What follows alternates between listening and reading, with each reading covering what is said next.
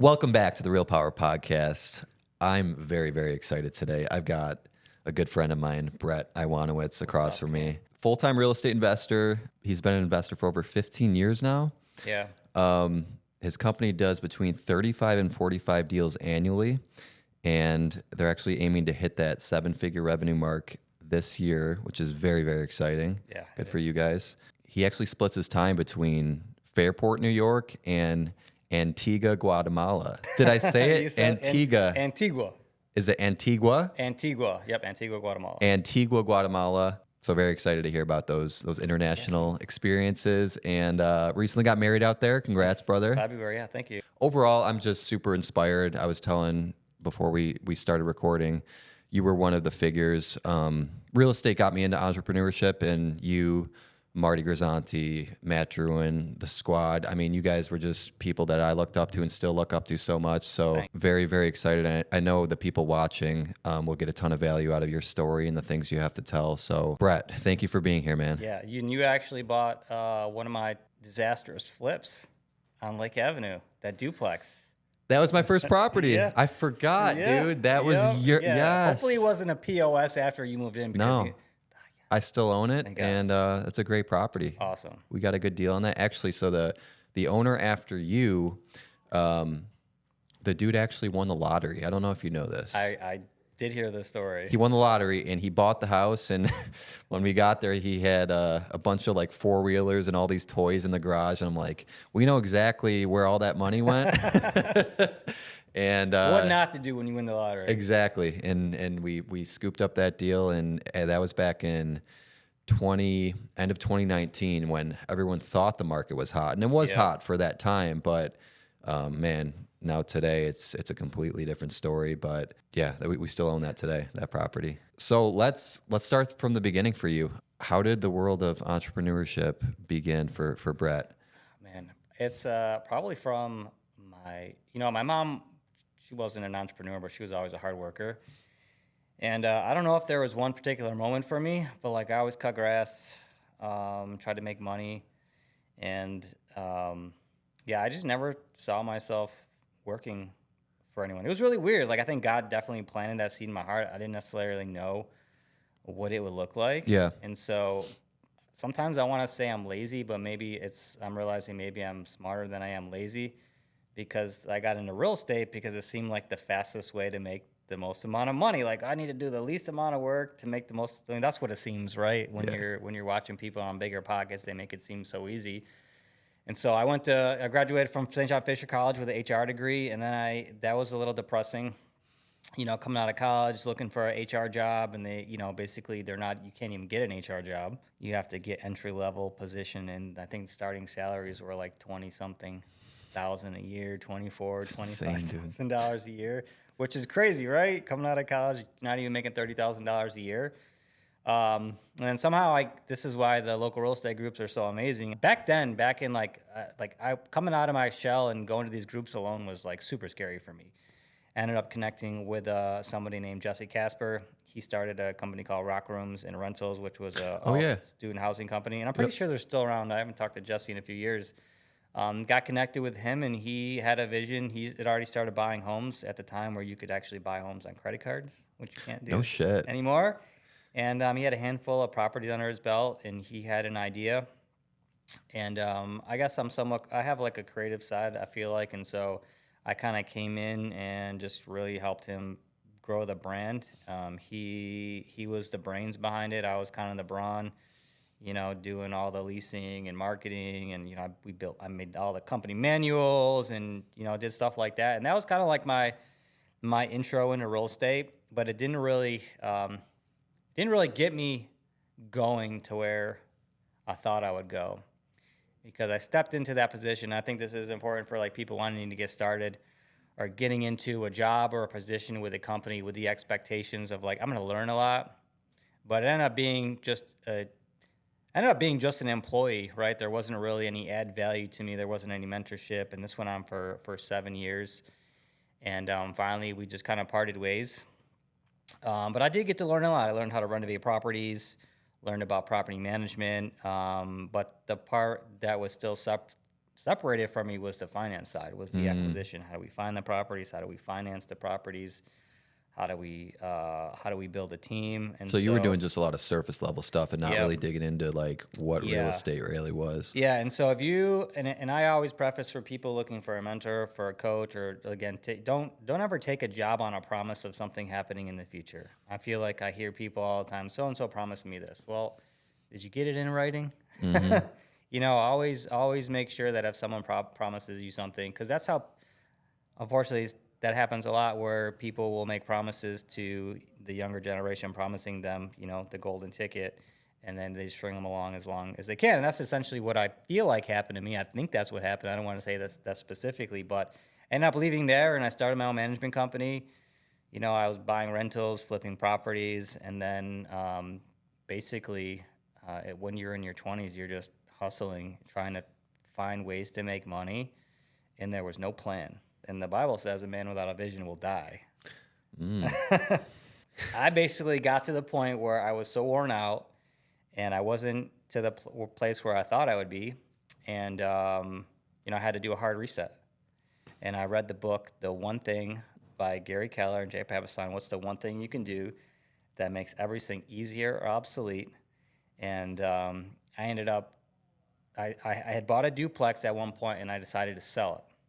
And I made almost 6 figures, and then I stopped doing everything, quit everything, and focused on how do I be a full-time real estate investor. I love it, man. And that's a great read for anyone who feels like they are pulled in the direction of entrepreneurship and kind of has shiny object syndrome and wants to do everything.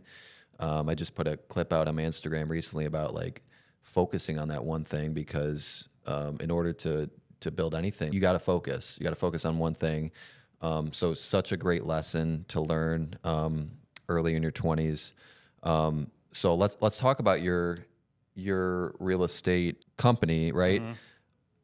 Would you say wholesaling is the bulk of what you do, or what you did and what you do now? So at one point this was like pre-COVID, I had to decide, like, what do I want to do in real estate where I have the flexibility to go wherever I want? And this was even before I met my wife in Guatemala, so I feel like God was already preparing that to happen. And so it ended up being wholesaling.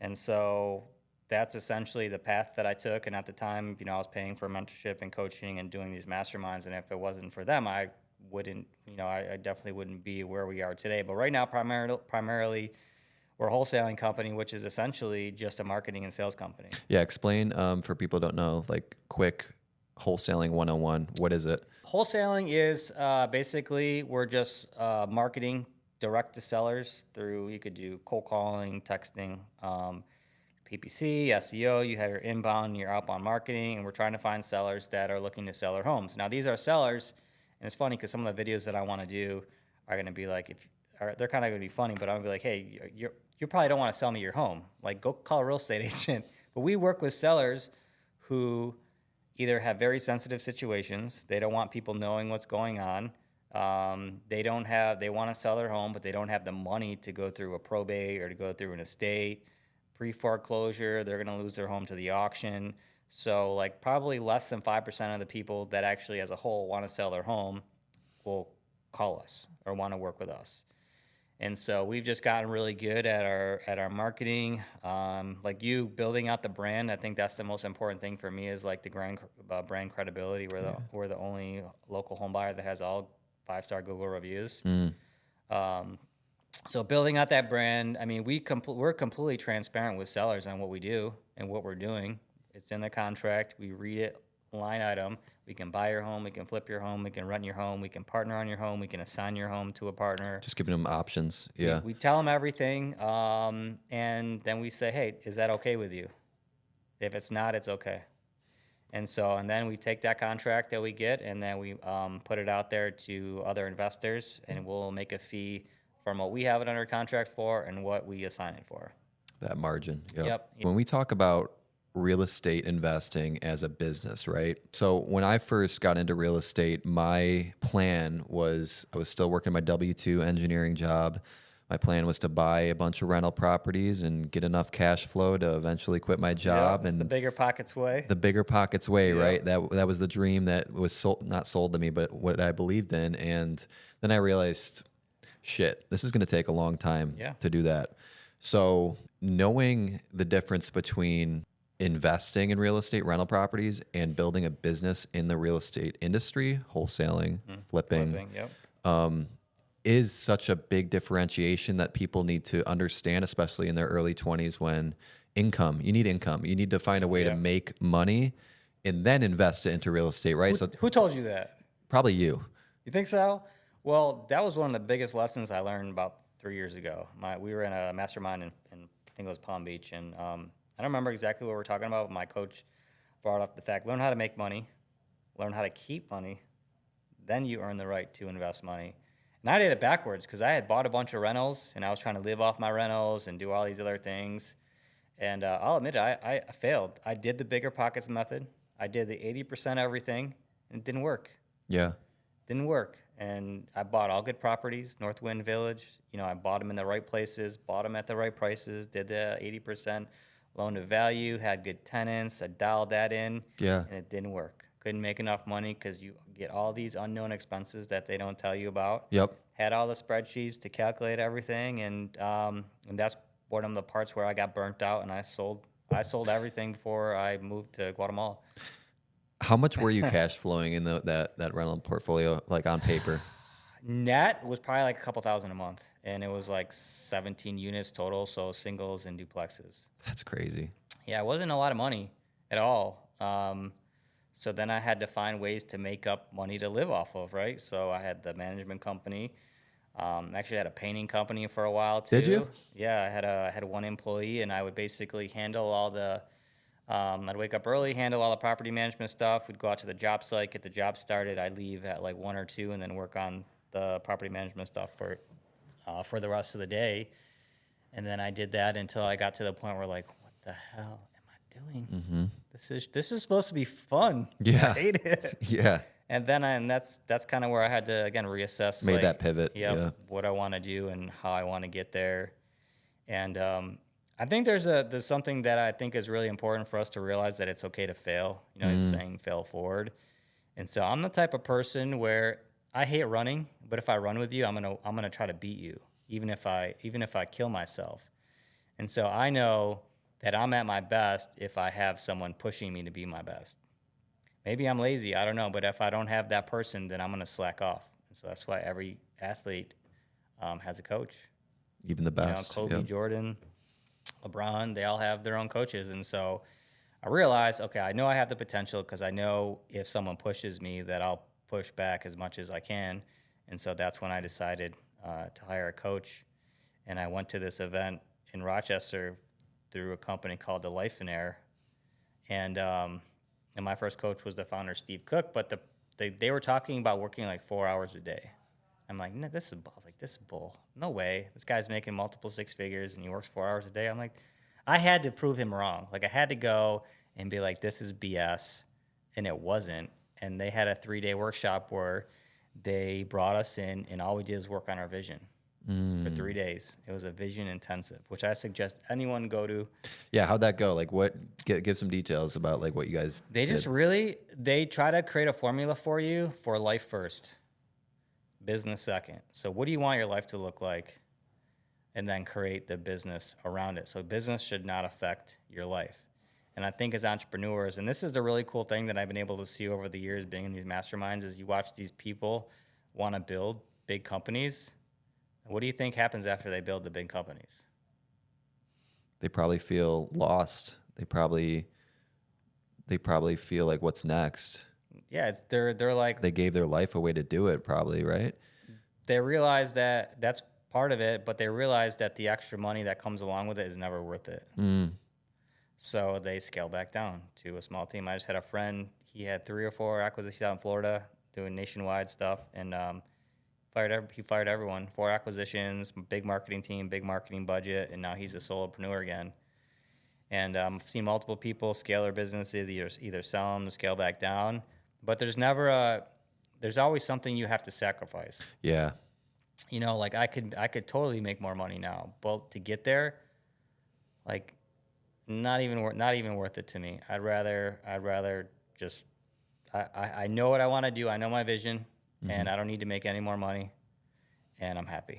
Well, I think it's so important because especially in today's day and age with all these business influencers online, like everyone thinks they got to build $100 million company, and it's like you can build a six-figure lifestyle business and live just an extraordinary Hmm. life. And I see what you're doing and the vision you've created for yourself.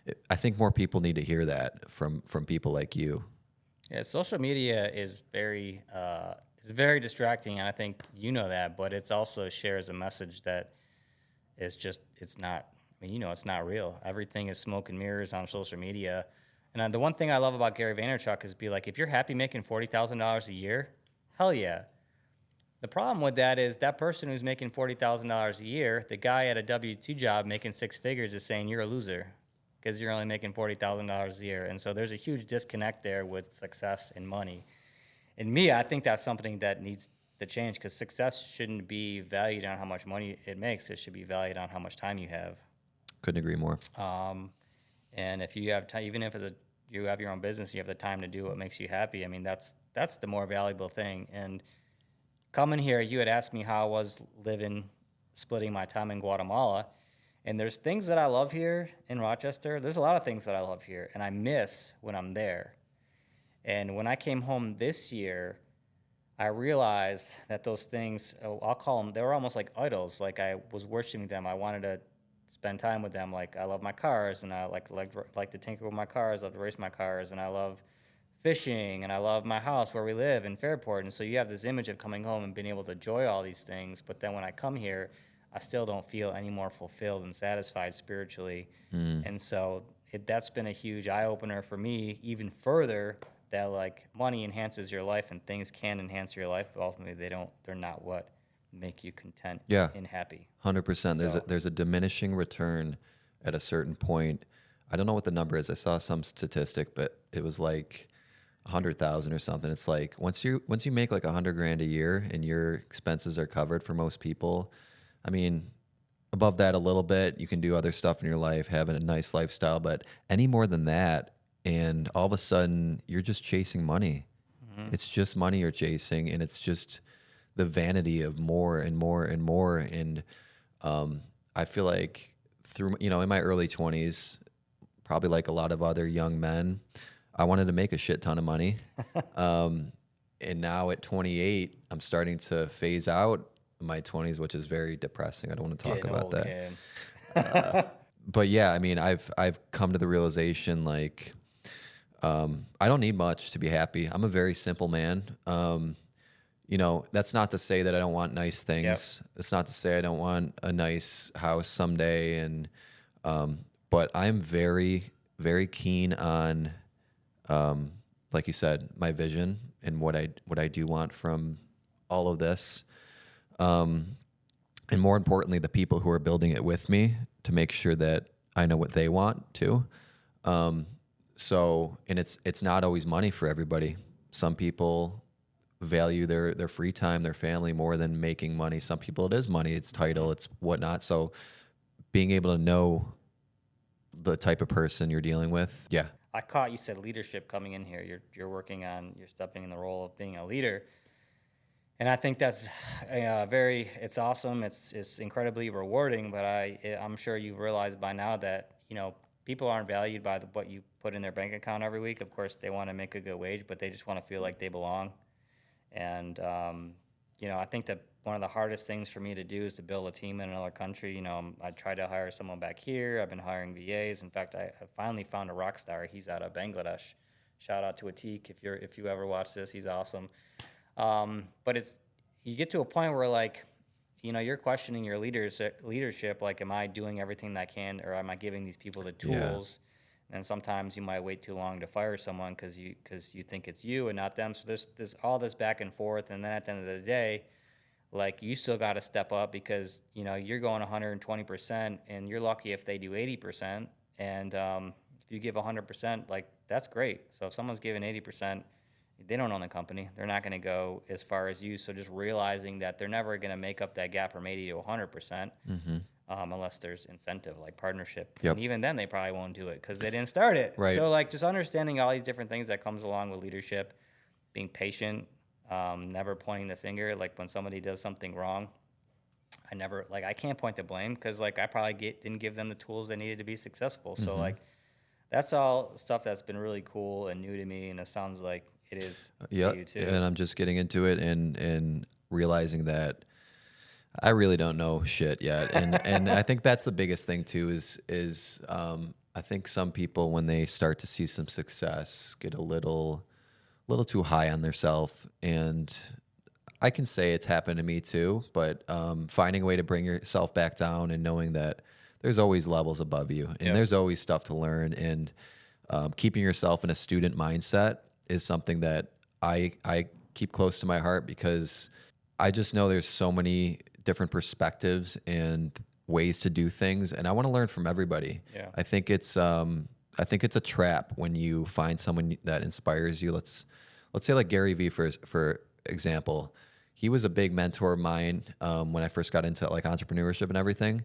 But I don't agree with everything that he says. And I think the best way to use these mentors, these figures on social media is pull from all of them and pull what resonates with you.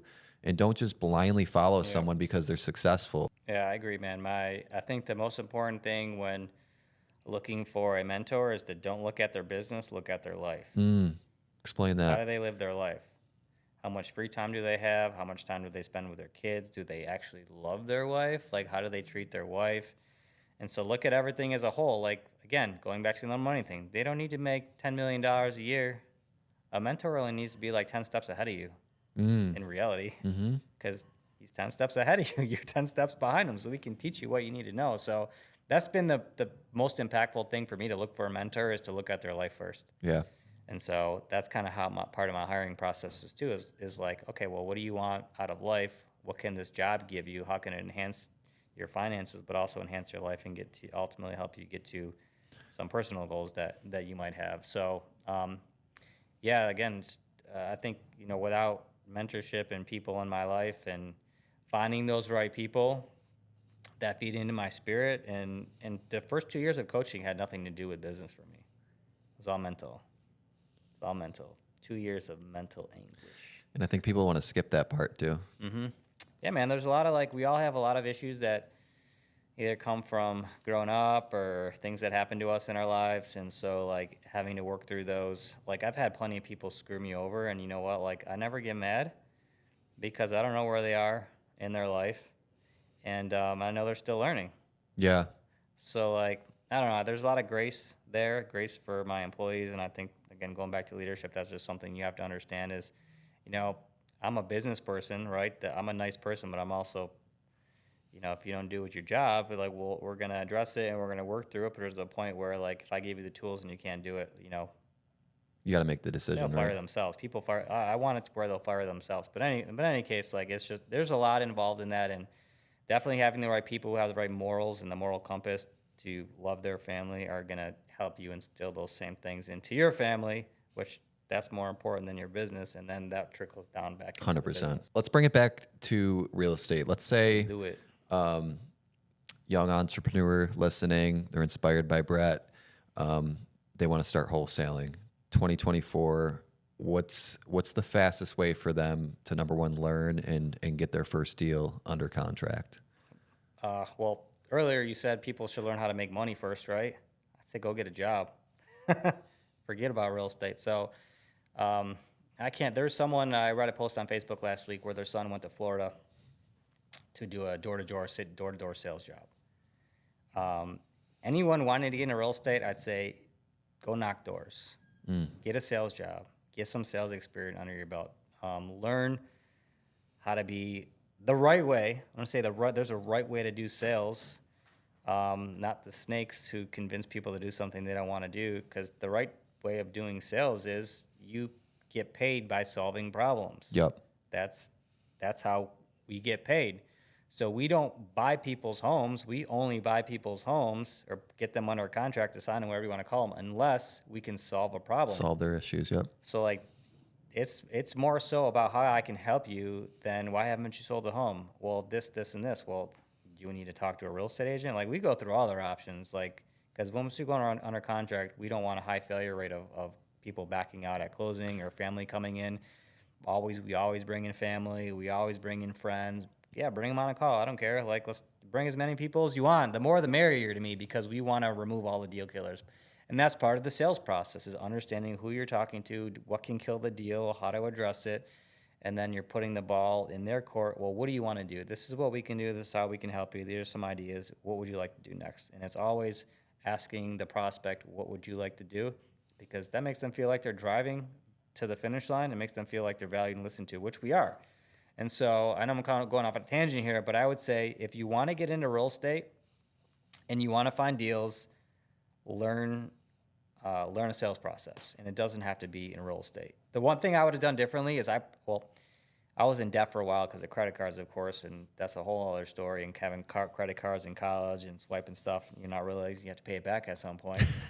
But if I had to do things differently and I had the ability to travel, I would have probably left and found a sales job somewhere warm, knocking on doors. Selling pest control or whatever you can do. Yeah. Yep. Getting used to rejection too. Yeah. And you know Danielle Johnson, she's one of the founders of Property Girls, and I think her first one of her jobs was a sales job, knocking doors. I think it was selling Cutco, and that always stuck with me because I always was like, you know what, I had such a high regard for her for that story because that's such a hard thing to do, is go knock doors. It is. Yep. Everyone's scared. Yeah, man. And then you realize after 100 doors, this ain't so bad. Yeah, and you have to learn, if you can learn how to deal with objections, then you can do anything. What's the number one objection you get from sellers?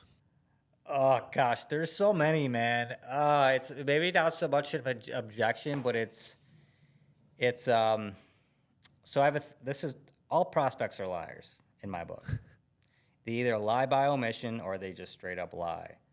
And so a lot of the time we don't know the story until we get in the living room. So an objection could be, well, I can't sell because I don't have the money to move, or I can't sell because my husband won't let me sell, or like my home is too destroyed to be able to sell it, you know, or there's so many different reasons that sellers could object. My home is worth way more money than you think it is. And so, okay, well, tell me why you think that is. Help me understand why you think your home's worth 200 and not 50. And some conversations go like that. You can imagine if we go from 200 to 50, the seller's going to want to punch you in the face. But that's why it's so important to learn the sales process, because there's a way to get there where they're like, oh, yeah, I understand now. And they're not mad. And you let them you almost probe them a little bit. Like, tell me more. Like, tell me what your thought process is here. Yeah, it's a lot of open-end questions, a lot of mirroring. And we have a very dialed-in process for collecting information up front. And our goal is to determine, number one, if they like us and if they think we're a good fit. That's part of our closing to get an appointment. Do you like us? Do you think we're a good fit? We think we'd like to make you an offer. Do you want us to come out? So there's all these different questions, timeline, motivation, price, are we their only other option? Because we straight up tell people too, like, hey, if you have time and money to wait to get the most amount of money, like, we can call a real estate agent for you or give you some contact information. And so we just want to make sure everyone that we're talking to is like, we're not a good fit for everyone. So that's what we want to make disqualifying sure. as much as you're qualifying. Exactly. Yeah. I'm the type of salesperson where I want to disqualify someone as fast as possible so I can talk to the next person. So yeah, we're on that road right now too, shifting into more like higher end video work and such, and because we're at the point where we have enough talent on our team where we can do bigger budget jobs, and if we're doing stuff for $500, like it's sucking our time and potential and energy where we could be growing and working with bigger clients. So we've learned that disqualifying is so important. Yeah, people will cancel on you. So we want to make sure, hey, is there anything that can't get in the way from now and the time of the appointment? Or like Joe Schmo down the street, their neighbor can be like, hey, I'll buy your home, or their family will come in. Hey, so we try to, like, time is our most valuable asset. Yeah. So yeah, so you want to make sure. And I can tell you with sales, some people probably think I probably rub some people the wrong way, because I think, and it's not that I'm doing anything wrong, I just think people aren't used to direct questioning. I can't help you without direct questioning. Yeah. And so that comes back to other aspects of business. Maybe someone wanting to partner me, and or someone wanting me to mentor them, and I'm trying to dial in exactly how I can help them, and then they ghost you, or like they don't want to work with you because it's too many questions for them. And so like that's something that I've had to learn too, is like I want to know 100% without a doubt if I'm like centimeters away from being able to do business with you, inches or whatever you want to call it, that I can do business before we actually come out and see your home, or if I partner with you, or whatever it is that has to do with business. Mm-hmm. What does accountability mean to you? I just had a friend call me just a few minutes ago while we're here. He's actually helping me take back some marketing that I've been outsourcing and realized I've been getting taken advantage of. And I kind of feel a little stupid about it, but that's a whole nother story. But accountability is number one, admitting you don't know how to do something, right? And I think it's like going to the gym, right? You're not going to know how to, you're not going to be strong immediately. You have to work your way up to it. So like we can't be embarrassed not to know something or feel stupid to ask questions. So I think that's something that's extremely valuable that comes with accountability, is just being honest with the person sitting across for you, saying, hey, I don't know, or that's hard. Yeah. This is difficult for me. Like being open and transparent. And so what's been really cool is the masterminds that I've been involved in, they're more like life focused. And so there's a lot of transparency when it comes to family and life and kids and marriages and finances. And then business kind of comes after the fact. So I think accountability is being, first it starts with vulnerability, being honest, because you can't have accountability without vulnerability, and being open and honest on why you need help, what you need help with. And then the next step is having someone to talk to about it, and then putting a plan together, and then having check-ins along the way. Matter of fact, I'm going to call my buddy Josh back and be like, hey, dude, I want to meet with you every Friday, because we've been trying to connect every week with him. So I'm just going to call him back. Hey, let's just set a date. We'll meet every week, and we can just keep this thing moving forward. Get it on the calendar. Yep. Yeah. Yeah. I love it. Exactly. Yeah. Accountability is such a huge thing for us to, like, especially now having an office space. We have regular meetings now, and we got to show up, and we have action items from the previous week. And it's like, even as me as like the boss, the owner, sometimes prior to this, I would get lazy and wouldn't do the stuff that I said I was going to do. And now coming to a meeting, if I don't have my stuff done, the team's going to be like, what the fuck, Cam? Like, yeah, man, you're making us do this. Like, you're not doing your part. And it goes both ways. So it's huge. Yeah. And again, you have to have the right people to be vulnerable with. Yep. Which is also important. And so you have to be very careful who you share. Like, they could be something very personal. So you have to be very careful with who you share. Because for the most part, if you're having a problem in business, it stems from a personal problem. Mindset could be something going on at home. And so, like, it requires that vulnerability. And it's like, you'll never share your goals with someone who's not on the same path as you, or at least you shouldn't. You can tell them about them, but don't look for their advice, because they're going to be like, you're crazy. And they're going to kill your confidence and tell you all the reasons not to do it. So you have to be very careful. And again, finding those right people to open up to, who can point you in the right direction. Yeah, that's why mentorships and mastermind groups are so powerful. Same for partnerships too. You have to be careful about partnerships. You should never be a partner with someone who's this is my experience, and this is what I've learned from plenty of other coaches and some of my mentors, is like, you want to partner with someone who is a little bit ahead of you. If two people are just getting started, that's going to be a disaster. Yeah. Yeah. So like, it's two people not knowing what they're doing. And there's some partnerships that make their way out of those and end up into be a flourishing relationship. But a lot of them will trickle out and fail because it's two people knowing absolutely nothing about what they're doing. And so if you're going to get into any type of business relationship, you need to do it with someone who like actually knows what they're doing or is a few steps ahead of you. So at least they have an idea of a direction to go in. And ideally complementary skill sets, right? Because if you're both analytical, you're both the same, like you're just going to step on each other all day long, and you're not going to get anywhere, because a business to operate needs all these things, regardless of how you feel about anything.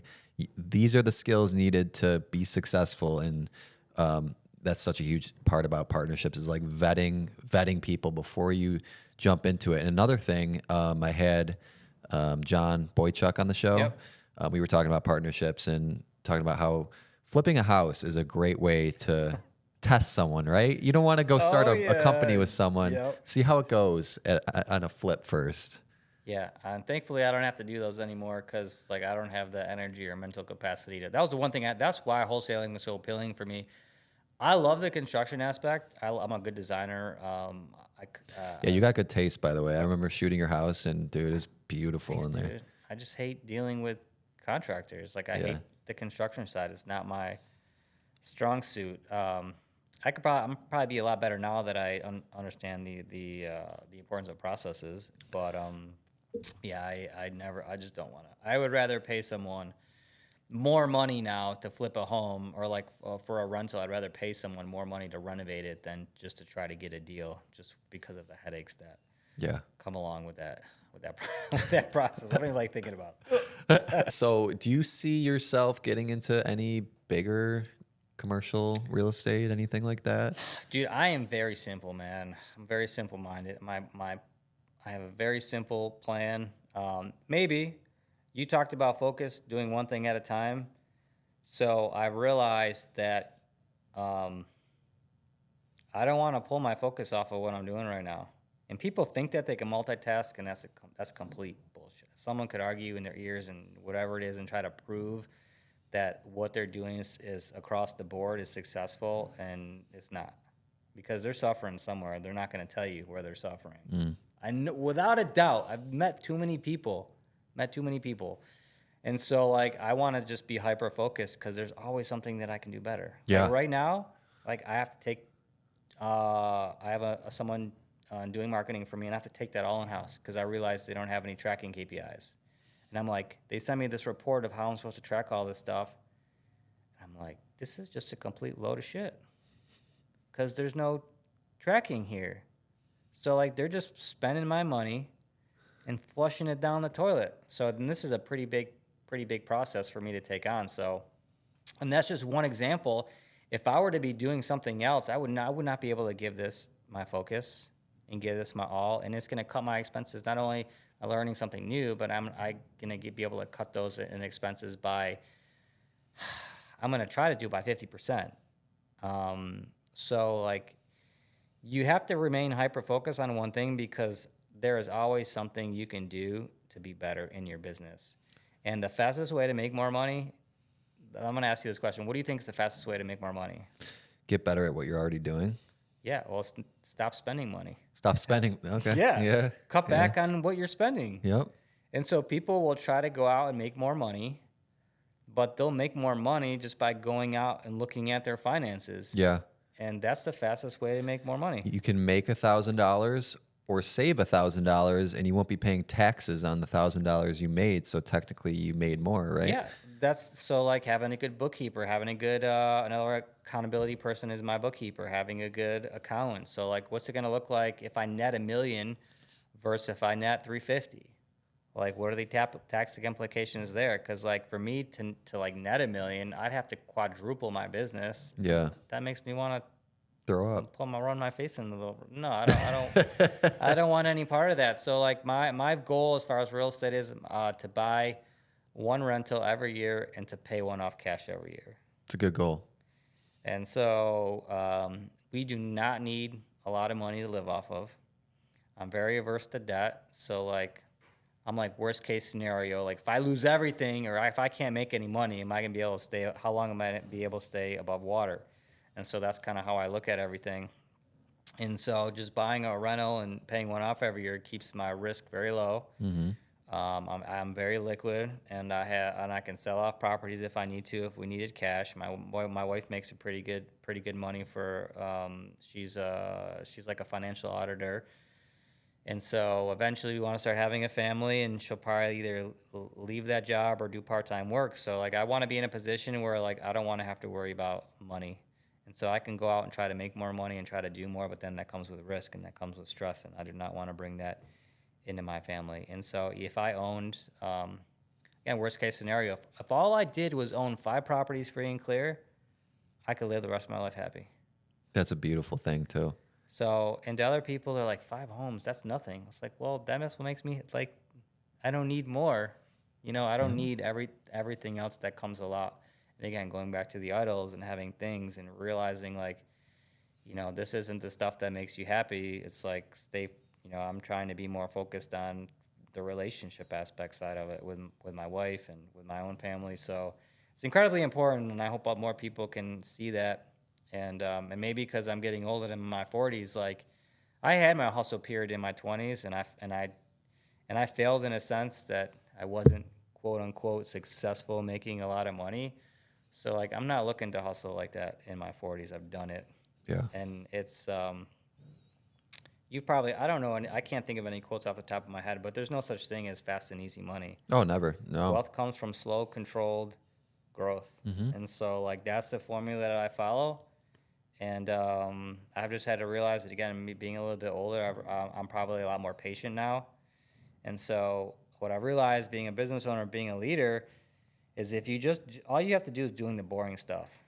Every day, if you wake up to do the same thing over a period of time, Compounds. Yeah, it works. It works. Boring works. Yep. Don't get fancy. Yeah. What's the most you've ever made on a wholesale or flip? Now, I'm going to preface before I say this. There was a point in my career, and I knew you were going to ask me this question because I put it on the questionnaire.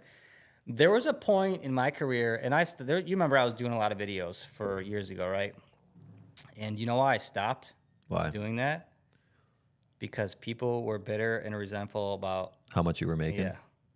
And they were calling me a fraud, and they were calling me a liar. In fact, I had people personally call me and text me to tell me those things. And so I wanted to preface that because it's a lot. I mean, we did a multiple 6-figure flip last year. Made like $230,000 on a flip here with a partner in Henrietta. And it was it took me a year. So I wholesaled. So this is a really cool story. So I wholesaled a house, his first house, to my best friend Brandon Rizzo. Brandon's awesome. And that was the first flip he did when he quit his job. And I didn't make any. I might have made $1,000 on that. And I said, hey, man, I think this is a really good project for you to take on, but if I give it to you, you got to quit your job. And he did. And that was amazing. And then the second home he had took maybe a year and a half or 2 years. And it was one of those weird properties where there was a lot of potential, but there was no comps for it. So, and again, just being honest, I'm like, hey, this is the data, Mr. Seller, that I'm seeing. Like, I could be wrong, but this is where I need to be to buy your home. What was that number? I think it was like 180 or 190, and it sold for like 430. Did you guys put a ton of work into it? Nope. Put $20-something thousand into it. Holy shit. Yeah. And the way I was able to get that done was through a relationship. I called someone that I respect. So shout out to Brendan Bascom. He's the man. And I said, hey, man, I call him when I don't know what to do with the property. I'm like, I think there's an opportunity here. I think I'm missing something. And that guy, guys, if you want to get good at doing business, that dude has never complained once. He always says what he's going to do. And I trust him probably more than anyone. I mean, it's not like he's my best friend, but as far as business goes, he's probably top 2 people I trust that I would do business with. We do work for him. I've never met him in person. Yeah. He always does what he's never gone back on his word. He just gets it done. And I trust him so much, and so I totally respect that. And so I brought him this deal, and I was like, look, I think there's a ton of upside on this. I could be wrong. And he said the same thing. The only comps were new builds around this area. But it was on 5 acres, and it was a big property. All we had to do was put in new carpet and paint it. And I think we both took home like 113 or 114,000. And that was again. I said I wasn't going to do flips, but I didn't do any of the work. I brought the deal. He brought the money, and he got the work done. What year was that? Was it last year? I think it was last year. I get my time lapses get confused. So it's not either last year or a year and a half, maybe 2 years ago. On the wholesale side, I've man, I don't know. I know I did one with Ben. I want to say there was one in Hilton, another property that I bought for 90. I got under contract for 90. And I think I wholesaled it to him for like 140. And he sold it for like 3 something, I think. So I missed out on that one. I mean, everyone made out there on that deal. So, yeah, I mean, right now we average about 25,000 per wholesale, and we do really well. And we've got a handful of deals that are 60,000 pops, are regular for like suburban homes. We don't do a lot of deals, but when we do them, we do some good ones. That's awesome. All right, let's bring it back. So the entrepreneur who's trying to get into it right now, they have their sales job, they've done their door knocking, their rejection, they're trying to get into wholesaling now. What do they do to get their first deal? The boring stuff. There's no secret formula in real estate as far as marketing, because I don't really even consider myself a wholesaling company. I'm a marketing company first.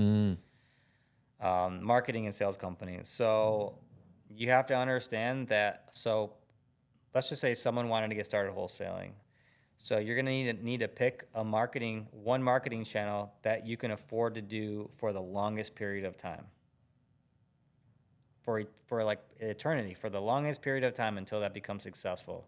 Because you have to wait to see data and results, right? You got to give it time. You have to be able to afford to accumulate data, to build your sales process, to build your marketing process, to build your credibility. Wholesaling is not. I hate social media for making wholesaling seem like it's easy. Especially now, there's all these regulations like 10DLC regulations, so you have to have your business registered. So you have to have a website, a business address, business phone numbers, because I don't even know if this might have to do with real estate agents. Well, real estate agents can't cold call, I don't think. But you have to register phone numbers so they're not flagged by cell phone carriers now. And so if you don't have thousands of dollars up front, like your phone number, whatever numbers you call from will either get flagged right away or they'll eventually get flagged. And so my suggestion would be just go work for somebody. Like learn the ropes. And typically if someone wants to work for me, or if someone wanted to work for me, I would make it I would make it so difficult they wouldn't want to work for me to see if they could handle rejection. Because I want them to push through that. And if that person has the ability to push through that, it's not like I'm rejecting that, but I'm making it hard on purpose because that's what it's You're like. seeing what they're made of. Talking to sellers. Yeah. You reject it all the time. No, no, no. And Chris Voss wrote Never Split the Difference. He said the start of a negotiation starts with a no. Because when it's a no, you can ask why. But people give up when it's a no. And so, yeah, I would probably go try to find someone to work with. A great way to do that is just find properties, joint venture. You know, I think the biggest problem I have with people who want to get started in wholesaling is they want to make all this money and they're not humble enough to accept a referral fee.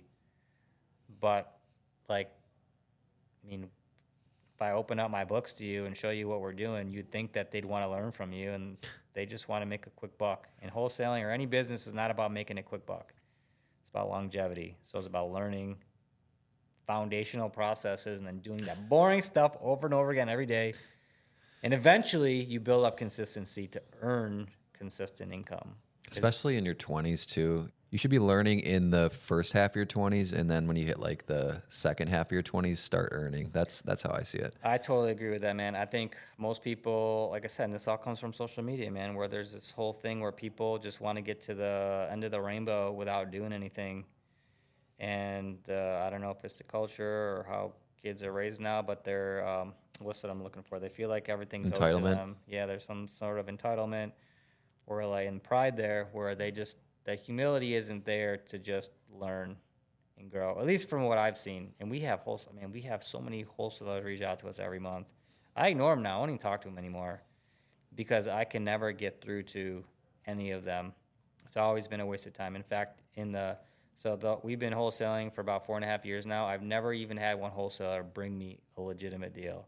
None of them. 4 years, 4.5 years. Anyway, so learn from people who are credible and who have good processes. And if you can learn rejection, like you could go pick up a sales job and make multiple six figures in any sales industry if you just understand a sales process. Yep. So you don't even need to get in real estate. If you're in your 20s and making six figures or multiple six figures in a sales job, you have enough money to go buy rentals. Yep. You're making your income. Yep. Learn how to make money. It doesn't have to be in real estate to make money. And so that's why I keep going back to sales. I think if I were to start all over again, I would have tried to take on as many sales roles and learned as much as I could. And understanding that you can make a lot. I mean, you don't even need a college education to get a sales role, and you come out making multiple six figures. If you're a killer, and yep, 100%. And one thing I'll share too is like Steve Trang. I don't remember I like him and I don't like him at the same time. Some things he's trying to like promote this stuff that's just stupid. But what I like about him is he's an introvert. He's a process guy, but he's a sales guy. You don't have to be this outgoing personality to be a good salesperson. Now, it does help to have a better personality, but sales is nothing more than a process. And when you have a process, you have data. And you have data, you can change the data to get the results that you're looking for. And so you don't have to even like people, but if you follow a formula, it'll work. And eventually the personality comes in when you start building confidence. I love that you just said that. I am a pure introvert at heart. I went to school for engineering. I'm the definition of like a process analytical mind. And I'm not the best at sales, but I've learned like how to be better and how to talk to people and how to build rapport. And like, it's so true. You don't have to be extroverted like at all. And I would say some of the best salesmen are actually more introverted than they are extroverted because extroverted people tend to come off a little over the top, a little fake almost. Yeah, they can be very intimidating to some prospects. Yep. Yeah, and there's not and so, yeah, man, and I think that's the biggest thing for, and I'm really glad you brought that up. Is just business is nothing more than having a proven set of processes, and if you can work with someone or work for someone and learn those processes in your 20s, like you can be set the rest of your life. Amen, brother. What do you do for fun? Well, when we're in Rochester, thanks to my friend Brandon, who got me on my comfort zone. We love the outdoors, so I love to camp. You know, REI is like my number one place to shop when we're back home. I love to fish, so like I used to fish tournament years ago, and my good friend Alex Colodi, he taught me how to fish. We love the bass fish, so shout out to you, Alex. In fact, I went fishing with him when I got back out on Canisius. And then I love cars. I 1 year, you know Mike Wagner? Mike Wagner. Storage Rebellion? Yes. 1 year he was trying to convince me not to buy a car. And he's like, Dad, is that going to increase your happiness level? And I was like, yes, it is. I was like, hell yeah. Hell yeah, it is. So I took out a loan, and I'm not suggesting everyone do this, but I took out a loan for like $20,000. I think I put like $15,000 down on it or something. And I still own the car. So was that like I've owned it for 6 years. I own it free and clear. I bought another car, paid cash for it, and I have two Audis, and I like to tinker with them. So like one I have set up for a track, and there's a track in Lafayette and Syracuse called Pineview Run, and I go out there and try not to kill myself. And then I have another car that's like a cruiser, and it's a wagon, an all-road Audi, and all-road on bags, and it's like I'm gonna try to enter a couple car shows with it this year. So yeah, and in Guatemala we eat. So Antigua is very tourism based. Yeah, tell us about Guatemala. So Antigua, Guatemala is kind of like we're a central place where people will travel. At least this is how I experience it. It's very central to people coming to disperse to other places. in Guatemala. So you have volcanoes, you have the jungle, you have beaches. Like Guatemala is probably one of the most versatile places you can ever travel to and have a very, without traveling to other countries, you have multiple different experiences within Guatemala. The food is great, the people are great, very friendly, pretty inexpensive to live there. And so like we have a cleaner and she cooks for us too, and very inexpensive. In fact, when we have kids, we'll probably bring someone on to help. And again, it's like, how do we stay focused on not having to do the things like people are like, why would you pay someone to mow your lawn? I was like, well, I'd rather spend that with my time with my wife. Can you please tell my wife that? Because right? That's the exact conversation I had with her. So yeah, I mean, it costs more money, but the upside is you're happier, and when you're happier, you're more productive. And so being able to do those things a little bit more there, when we come back here and we go to Wegmans, I'm like, this is our like month's grocery budget that we spend in a week. Wegmans is astronomical, the prices. We love to go to the beach there, so we'll take weekend trips. We don't have camping or anything, but yeah, we like to mosey on our way, enjoy good food, have a few drinks, and yeah, it's a good time there. It's a definite, it's very unique, totally two different lifestyles from there and here. But it's something that I feel very blessed to be able to experience on both sides. That's amazing, man. Yeah. I would love to travel there. How long's the flight? It's about 8 hours in total. So your first flight is 3.5, 4 hours, and you have a layover, and the second flight is usually about 2 hours. Okay, that's doable. So the cool thing about Guatemala is when people come, like we had people come out from our wedding in February, and I had a friend come back like a few months later. Because, like, it's just one of those places that I can't describe to you how awesome it is until I mean, I've seen your content. There. Like, it looks really cool. It's very beautiful, and it's very inexpensive. We're actually going to start working on that's why my wife isn't here yet, because we have plans to build there in Antigua, and so she's kind of working on some things before she comes out here. So that'll be interesting. That'll be a fun project. And then, I might be a father next year sometime, so we'll see. Dude, all right. Yeah. Love it. All right, we'll wrap up here. Goals for the future. I know you've kind of throughout the show have really given us a good idea of what you want your life to look like. And next, 5 years, big picture, where do you see yourself? Yeah, man, I would love to keep things exactly how they are over the course of the next 5 years. We have a very small team. It's three people. We make really good money. I feel like I've gotten to the point where I'm learning what it takes to be a leader, and I'm really enjoying that role. I love supporting people, and we have a really good dynamic. And I think over the course of the next 5 years, if we can keep that team the way it is, they'd be like family, and everyone would be able to achieve their personal goals. And over the course of that time, my goal is to position myself to not have to work. I'll always work, but I don't see myself making any changes over the course of the next 5 years. I think the changes more so would revolve in, okay, we're financially free, so what do we do with this money that we're making? Because we'll be there before 5 years. So what do we do with this extra money? So whether we start developing more in building in Guatemala, which could be an option, or I like the idea, the reason why I like to own things, I want to start buying and paying things off, is because at some point I can leverage all that money, and maybe I do buy something larger, and I just do a 1031 into something that quadruples my net worth and makes me a lot more money. So I'm very slow control growth. So what I've learned is when you're stressed, it's very hard to make wise decisions. And obviously you need to have a multitude of counselors to help you work through those things. But you never want to be in a position where you're either forced to make a decision or you're stressed to make a decision. So you want to be able to plan through and see what you want to do and just take the time. Time is our most valuable asset, right? So I don't want to jump into something without just, if it happens, it happens. I don't have to stress about it.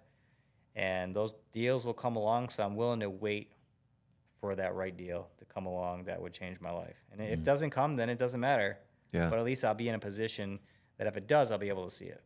I love it, man. And that's a good position to be in when your answer is, I'd like to be doing the same exact thing as I am right now in 5 years. So good for you, and you deserve it, man. The Thanks, work you dude. put in and what you put out into the world and the help you give people. It's inspiring, dude. It really is. Do you have a favorite book besides The One Thing? Man, I've read so many. It's been a while since I've read because I feel like everything that I'm doing is like, I don't think there's a specific book on running a team or creating processes for a wholesaling company. In fact, You gonna write that one? no, hell no, man. I don't want to write that. Oh, what is my favorite book? Dude, I would have to say that was probably one of the most influential books. Some people might think this is cheesy, but I love the Bible's a great book to read. My last guest said that actually when I asked so- that question. It's like, I started going back through, so I'm reading with my coach where every 2 weeks we go through and we're reading Proverbs together. Every business book, every entrepreneur book, whatever, every mindset book comes out of Proverbs, man. He said this. He's like, every personal growth thing you've heard is in the Bible. Yeah. And so it's so crazy. And the one thing that I'm realizing now is like, while I'm reading it, like now I'm starting to see, now I know why that was in there, because I've made the mistakes because I didn't listen to it. So now a lot of those messages are hitting a little bit different. And I'm like, now I know why that was in there, because that's what happened when I didn't follow those instructions. Yeah. Now I know why it's so important to have a multitude of counselors. And I had a meeting with some people last night, and I brought up Solomon. And God was, he asked God for wisdom. He could ask God for anything. I think it was Solomon.